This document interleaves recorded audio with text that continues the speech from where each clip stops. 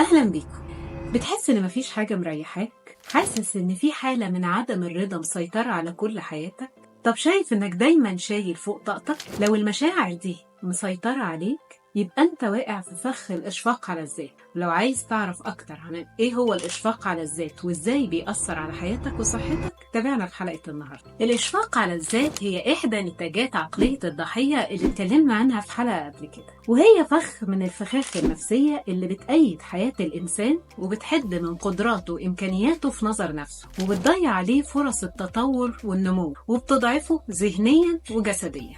الشفقة على الذات هي فكرة سلبية بيستسلم لها العقل البشري، وبتتحول مع الوقت لقناعة بيصدقها الإنسان عن نفسه، وبيرسم من خلالها صورته الذهنية عن نفسه. والفكرة دي بتقول إن الإنسان ده أقل وأضعف من الظروف اللي بيواجهها والمسؤوليات اللي بيتحملها، وده بيخليه يشوف المهام والتكليفات اللي بتسند إليه على إنها ضغوط من اللي حواليه، وبيترجمها إنها صورة من صور الظلم والاضطهاد اللي بيتعرض له طول الوقت من وجهة نظره. وطبعا ده بيشحنه بمشاعر السخط والغضب وعدم الرضا اللي بينعكس سلبا على صحته وعلى علاقاته.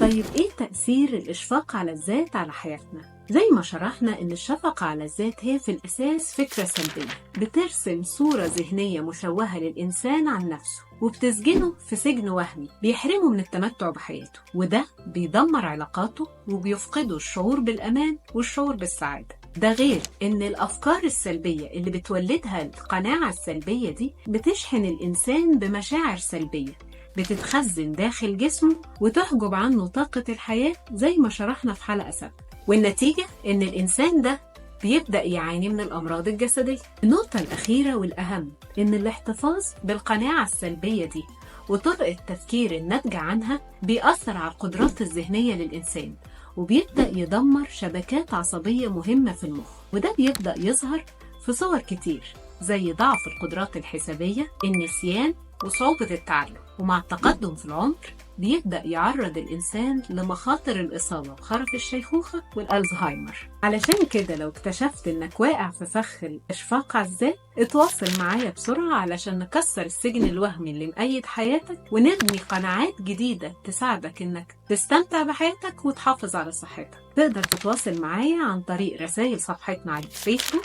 أو تطبيق الدكتور أو منصة اسم. أخيرا كونوا دائما معافين. أشكركم.